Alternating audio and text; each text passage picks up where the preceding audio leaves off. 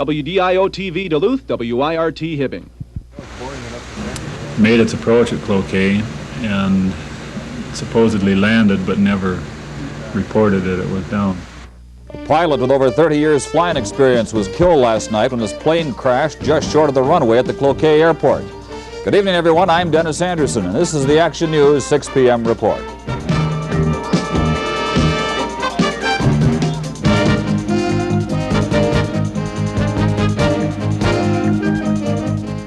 One man is dead following a plane crash near Cloquet late last night, and the Federal Aviation Administration has been called in to investigate.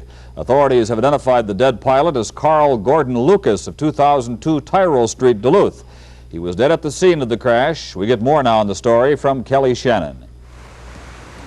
It all ended here for a pilot and his twin-engine airplane, less than 3 miles short of the Cloquet-Carleton County Airport. The approach seemed normal. There were no reports from the pilot of any mechanical malfunction. The airport lighting equipment was all working, radio equipment, so we're not sure what the cause was.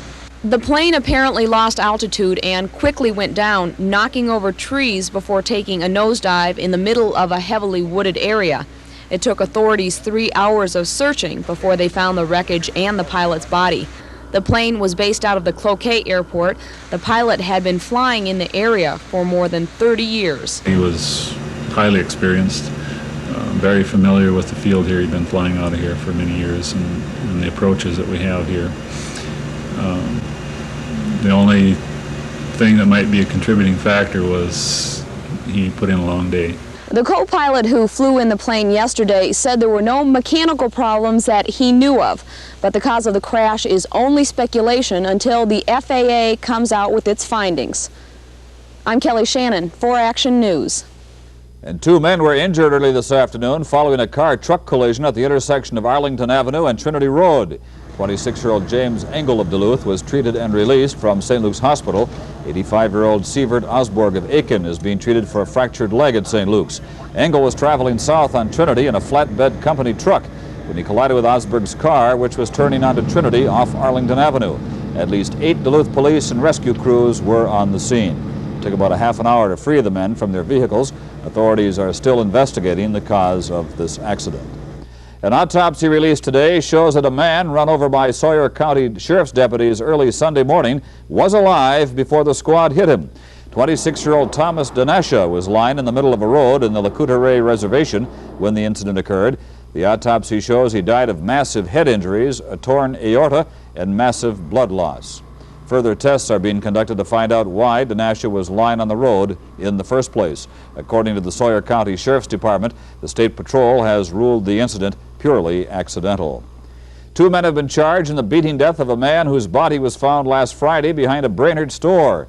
The 2 men were charged with second-degree murder in the beating death of 45-year-old Robert Lattery. According to Brainerd police, charges are also pending against a Brainerd woman in this particular death.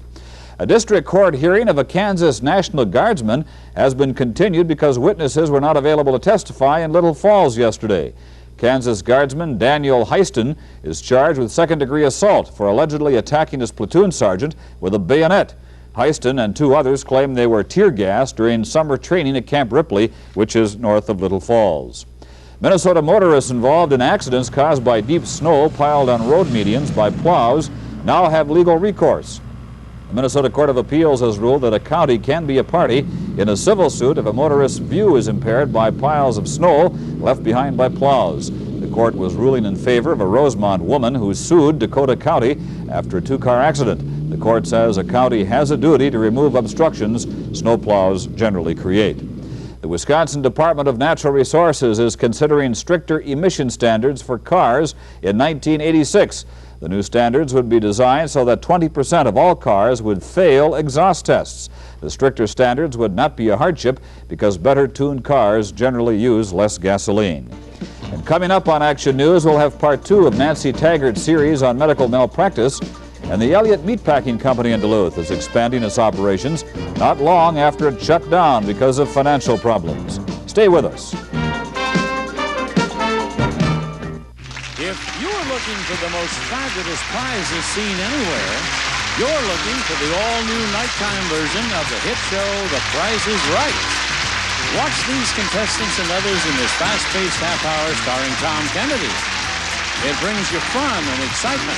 See it tonight. See it every night. Play along at home and guess the prizes. It's that great game, The Price is Right.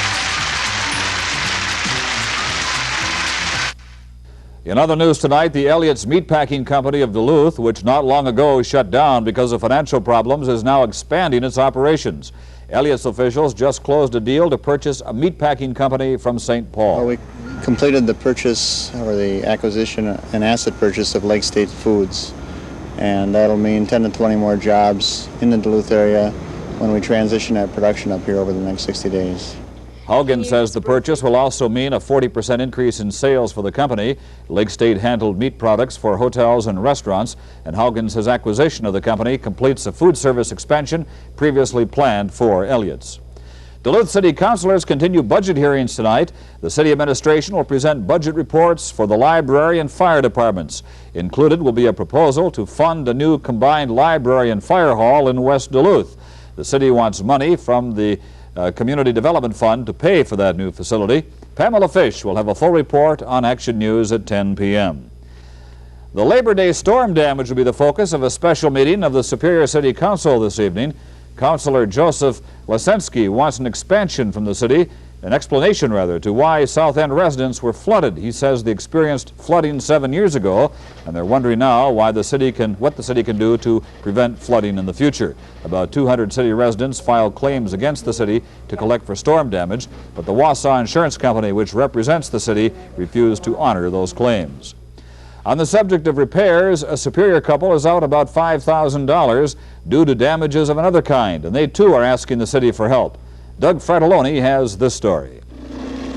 When the city began clearing for the new 21st Street Viaduct last year, Tom and Kay Moffett said their house was rocked by the vibration of heavy equipment, causing structural damages. They filed a claim against the city after some nearby houses were cleared. They then filed a claim after the old bridge was torn down and the new one was built. They were looking for more than $5,000 in damages, but both claims were denied this past April by the city's carrier, Wausau Insurance. They said the house was too old and the damages were due to settling.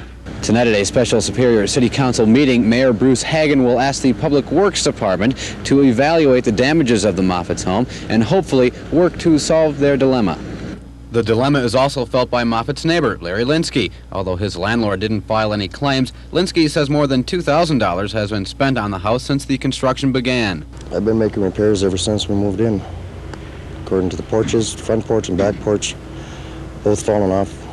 Other house had to have repairs, jacked them back up. And cracks in the foundation that have never been there before. The viaduct will be opened soon and the construction will end, and so will these supposed vibrations. But for now, the question of who will pay for the house repairs on this block is unsolved. I'm Doug Fratelloni for Action News. And Duluth residents will have a chance tonight to tell the school board what they want in a new superintendent. The Duluth School District is conducting a nationwide search for a candidate to replace present Superintendent Richard Pearson. Pearson is retiring at the end of this year. A consulting firm has been called in to help in that search. They will also be at that meeting tonight, and we'll have a full story on the Action News 10 p.m. report. The deer and waterfowl agreements reached last week between the Wisconsin DNR and the 6 Chippewa Indian bands has been approved by a federal judge. The agreement will govern Indian hunting rights on public land in the northern tier of Wisconsin. Included in the pact is a provision that allows the Chippewas to hunt from cars on public roads before October 31st. That could be canceled, though, if the legislature passes a bill revoking similar privileges to handicapped non-Indian hunters. Up next on Action News, a helicopter known as the Air Ambulance was in Duluth today and may soon be available on a regular basis for transferring patients. And we'll have part 2 of our series on medical malpractice and what it's doing to the price of medical care. Stay with us.